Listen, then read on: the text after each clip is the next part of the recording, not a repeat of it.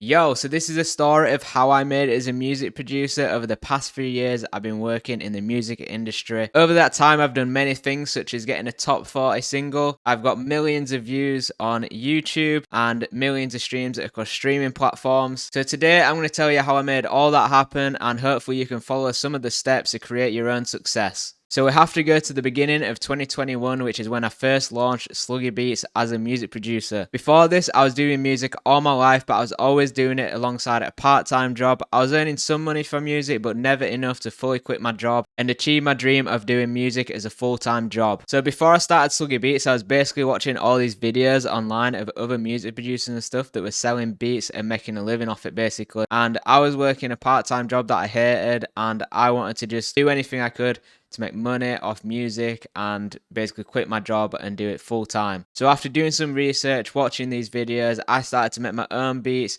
upload them to YouTube, do all the typical things that I'm sure many of you have done before. And as you can imagine, I didn't find instant success, unfortunately, as nice as that would have been. And I started to wonder why weren't my beats selling? Why weren't I getting loads of views on my beats? What is it?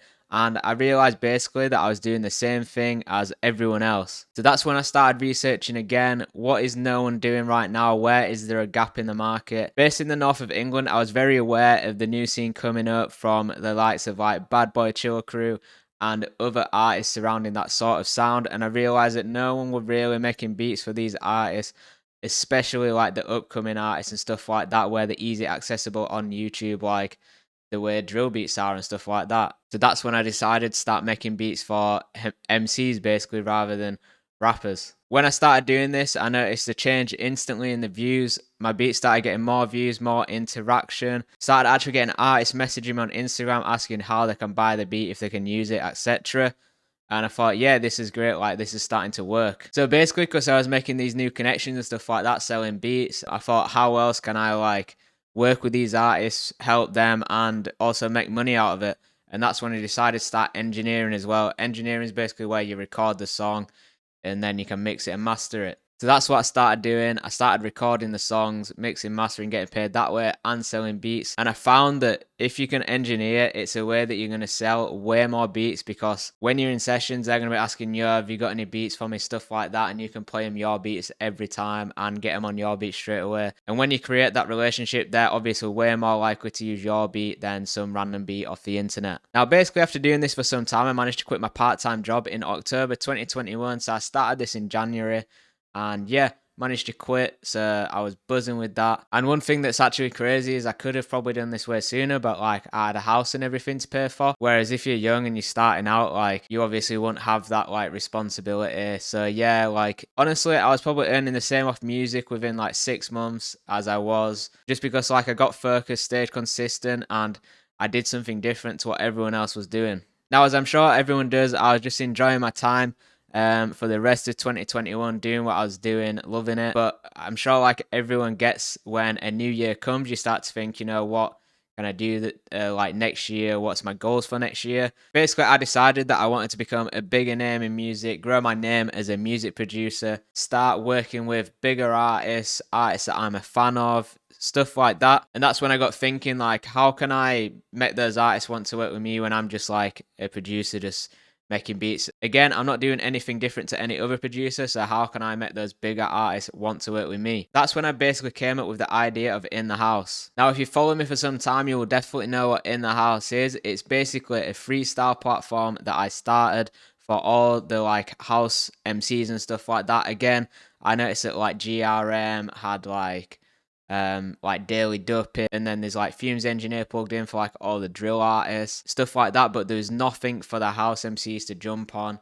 and kind of blow up off of, or just like promote themselves and market themselves off. I'd always been into like making videos and stuff like that for YouTube like this, so I knew how to use a camera and everything. I already obviously knew how to make beats, and I already knew how to engineer because I learned it last year. So that's when I thought I can literally do all this by myself, no cost, other than like the studio hire, and the only thing I have to do is get an MC in. So basically, I already had contact with Marky B, who's like, you know, one of the biggest artists in the scene. And the way I'd got contact with him is basically from posting my beats online, and he wanted one, and I'd sold him a beat and he'd used it. So yeah, I already had contact with him. So basically I pitched the idea to him and he was like, yeah, I'm down. So this then got put out in May 2022. I would have never expected the song to do as well as it did. I always thought it'd do decent because obviously of Marky B's name, and I knew people would at least check it out and stuff like that, but I didn't expect it to do the numbers it did. And yeah, the video basically just rocketed, the song rocketed. From there, it made it like obviously really easy to get the other artists on it because that first one did well. And then that basically started growing my name. It was growing the other MC's name. I was getting to work with more people, getting my name out there. More people knew who I was. It all worked out great. So if you're like I am and you like watching videos like this on,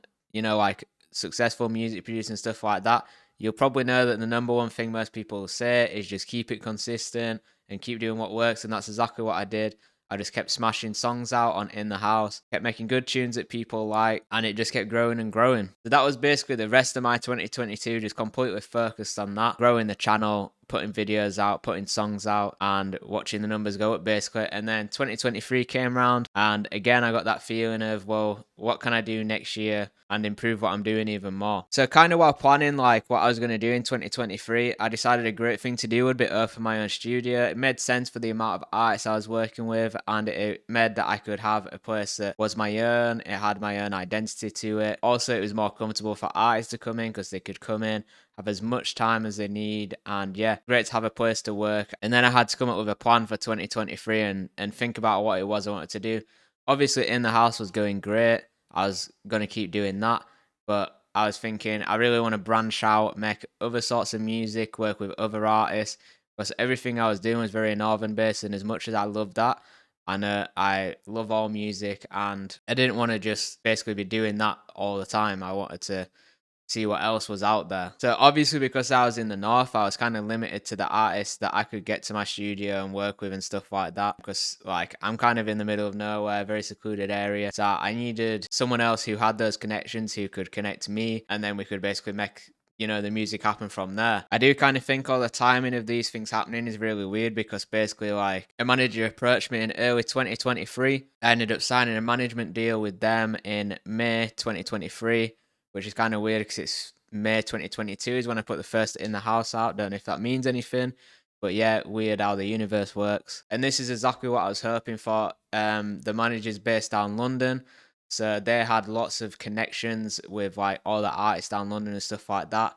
And then that's when like May 2023 kind of went crazy for me. Worked with lots of cool artists and stuff like that. The likes of Castillo, which I'm sure you've seen, the Fanta Light, Brev Meme, you know, from the Sidemen series. Worked with Tyrone MC, who's like, you know, he's big in music. He's also a huge streamer. And also many more names. At the end of 2023, I also managed to do a remix for Jax Jones, which is crazy. And then that's how we got the top 40. And when I started Sluggy Beats back in 2021, I would have never imagined that that's where I would end up in 2 years' time. And since then, I've just been doing more and more, working with cool artists that I like, putting out good music that I like, and hopefully everyone enjoys. I've also had the opportunity this year to DJ at a few festivals and stuff like that in front of thousands of people, which I never thought would have happened again. And that's basically just all through just staying consistent, putting content out there. Content is king when it comes to growing your name and stuff like that. And yeah, that's what a lot of this is down to, just putting my name out there. So basically that's my story so far. I just kind of wanted to tell it in case like it inspired anyone watching it, and also might spark some ideas for you